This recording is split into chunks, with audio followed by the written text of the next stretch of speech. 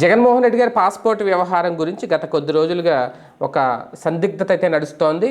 జగన్మోహన్ రెడ్డి గారి పాస్పోర్ట్ లాగేసుకున్నారనో, తీసేసుకున్నారనో, రద్దు చేసేశారనో, ఆయన లండన్ పారిపోదాం అనుకుంటున్నారనో. కానీ వాస్తవానికి ఏం జరిగిందంటే పాస్పోర్ట్ రెన్యువల్కు సంబంధించి ఆయనకి ఏడాది మాత్రమే గడువిచ్చింది కోర్టు. దానికి సంబంధించి ఆయన హైకోర్టుకి వెళ్ళారు 5 ఏళ్ల పాటు రెన్యువల్ చేయాలని. ఇప్పుడు తాజాగా హైకోర్టు గుడ్ న్యూస్ చెప్పిందని చెప్పాలి. మొత్తం 5 ఏళ్ల పాటు రెన్యువల్ చేసుకోవడానికి కోర్టు అనుమతి ఇచ్చింది. ఆయన పాస్పోర్ట్ 5 ఏళ్ల పాటు ఇప్పుడు రెన్యువల్ చేసుకోవచ్చు.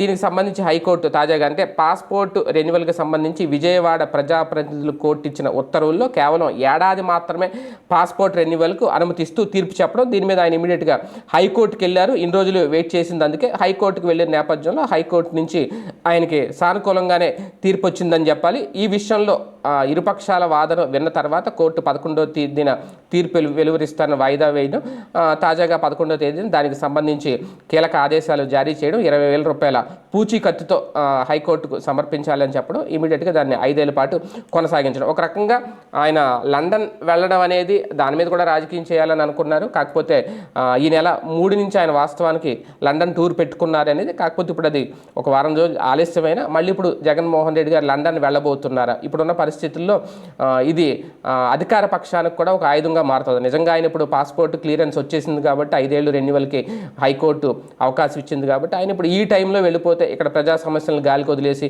ఒక పక్క రాష్ట్రం అతలాకుతలంగా ఉంటే ప్రతిపక్ష నాయకుడికి బాధ్యత లేదా అనే విమర్శను మూటకట్టుకోవాల్సి వస్తుందా? మరి నిజంగా ఆయన లండన్ టూర్ వెళ్తారా లేదనేది చూద్దాం.